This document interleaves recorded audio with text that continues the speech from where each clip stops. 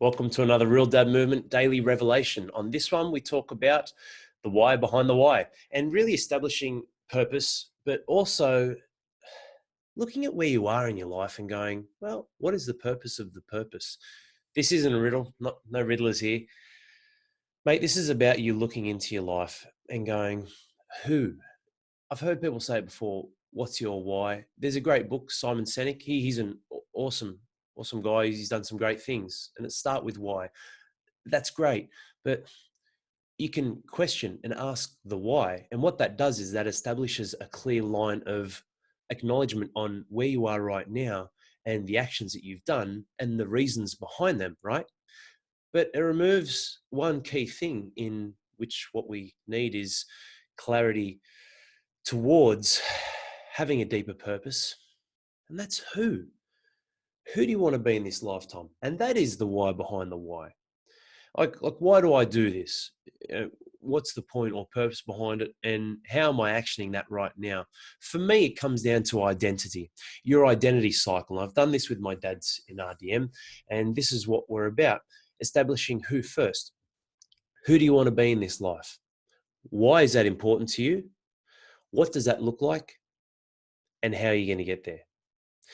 And when you clearly establish those points, there's a greater level of meaning and depth behind what it is that you do and acknowledging what you do, because you can clearly outline who. Like, who do you want to be in this life, man? For yourself, for your family. Who do you want to be for your children? Yeah, and when you look at all this, who do you want to be in the world? I've done an episode on circles of significance. Your family, self, and service. They're the three things that make up your entire life. What you're doing for yourself, what you're doing for your family, and what you're doing to add value to the world. Everything outside of your inner circle, which ultimately everything we do is for you, and it's a reflection of who you are. But yes, we do things that have influence and impact other people's lives, not just our own too. You're not here in this world alone. But when you establish who you want to be, you can then own your truth. You can then be honest and put your hand up and go, well, I'm sick of being this weight. I'm sick of having this amount of energy or these experiences in my life or living this way or feeling this way. You can remove all the fluff and all the things that can be fleeting and temporary and momentary and look at your life and go, well, who do I want to be? Because at the moment, yeah, I say I'm not happy, but I'm not fucking doing anything about it anyway. So really, am I taking ownership over it? Well, I'm not, but am I actually doing what it is that is underlined in my actions, my beliefs, my standards? Well, I am. That's where I am right now.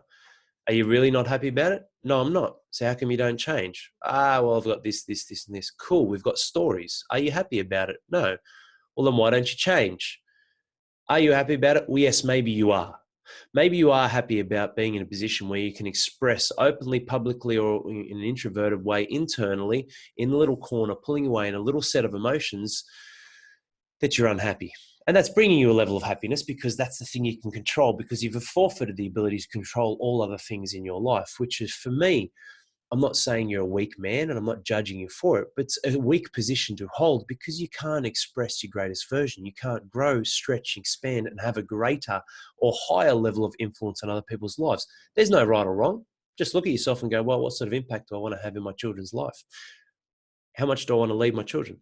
Your kids look up to you. Yeah, I'll tell you what, they look up to you if there's something to look up to. And it's that simple. So when you establish these clear parameters or frameworks around who it is that you want to actually be, then you can be clear on the outcomes you can set to reverse engineer the end result of this is who I want to be. I can create that. I can carve that out. I can immediately start that shift up here in my mind, but also I need to own where I'm at and go, this won't be easy. There's something that I must do. So how are you going to take action if you don't have purpose and significance behind what it is that you speak or think? And that's why you need to go through this process. Who do you want to be? Then why? Well, why is that important to you? Like, I want to be the father who sets a platform for his children to continually grow and stretch and expand and be uncomfortable and go through pain and hardships and be stronger than their circumstances and have to handle the real shit that the world throws at them.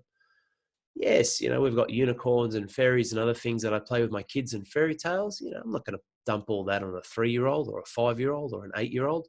But at the end of the day, who I want to be is someone who shows. someone who leads by an example of growth, stretching, overcoming adversities that life is full of, which we don't get told about very much, do we? Depending on our upbringing, of course. But my parents didn't sugarcoat. It's just life, isn't it? Even the education system. We don't get shown how hard life can bloody be. And it doesn't get any easier, does it? That's important to me because I care about my children. They're a part of me. And the significance I can have in their life, and this is just one facet of your life. I'm giving this as an example. It's important to me because they're a part of me and I hold ownership over how they carry themselves from the influence I can have on them. What does that look like? Turning up, doing the work, coming through every single day and being the best you can be, knowing that the best you can be on that day will vary. You will lose sometimes. We turn lose into learnings and character building moments. And plenty of times you'll win, you'll kick ass. But you know what? It's easy when we're riding the wave and we're high-fiving and ass slapping and kicking ass. What about when you're down and out? What's your true character then? What are the principles in place then? How are you going to see the world and yourself and your circumstances then? So what does that look like?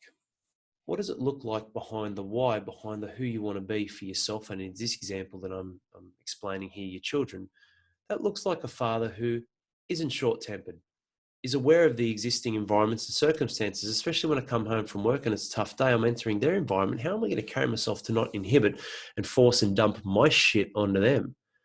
How can I help them with a temperament that's going to raise them firmly but fairly and in a light of love to know that, yes, I've got their back, but I'm not going to save them and do everything for them. They've got to learn about life as well. hard things to say. At the stage of doing this podcast right now, I've got a 3-year-old and a 6-month-old. Very, very hard. I'm not saying I want Stella to jump off and break legs to know what that feels like. She jumps off the lounge all the time onto tiles and she lands it pretty good a lot of the time. And I say to her, hey, the tiles are hard. You can do that. You can be strong. Daddy can watch and help you. But sometimes you might fall and it might hurt. And it's really having that awareness of practicing. There is no perfect method, and trying to articulate and communicate it the right way to them at the stages of life that they're at. So what does that look like? Showing and leading in your life first by having a greater perspective on things, a grander perspective on your own life, what you can do, and living a light of optimism in being driven on the solution, focused on the solution, not living in the problems or in victimhood. And if I carry that energy, they will get that energy. And that is the hows. What does that look like? Visualizing the experiences, hows, the actions, the plans, the daily routines and rituals that I hold in place to invest in myself. The why behind the why is starting with your who, man. And when you get clear on the who and really get clear, cut away the fluff, cut away the bullshit and the stories that you might tell yourself, get clear on the who, own that, put your hand up on where you currently are right now as well, and bridge that gap. Point A to point B. Why is it important to you? Because that's going to give you meaning and purpose. When the chips are down and out and you're struggling, you'll still come through. Who do I want to be? I want to be this guy that's got $10 million in the bank. Yeah, are you still going to hold on to that goal when your ass is hanging out and you're struggling?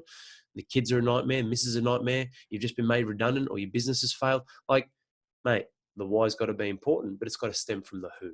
And then from there, the what's and the how's.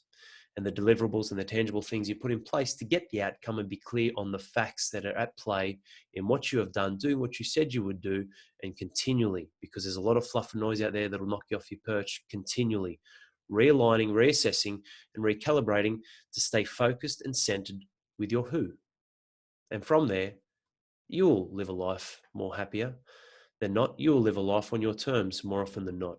And you'll start to express the period of growth that can come, that must come, that will come from the pains and the struggles, but also from the belief and the patterns you put in place to be more. And guess who's watching? Those little eyes. Guess who's adopting?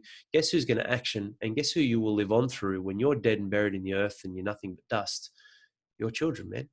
That's what eternity is. Hope you enjoyed this episode. Hit you with another one soon. Cheers.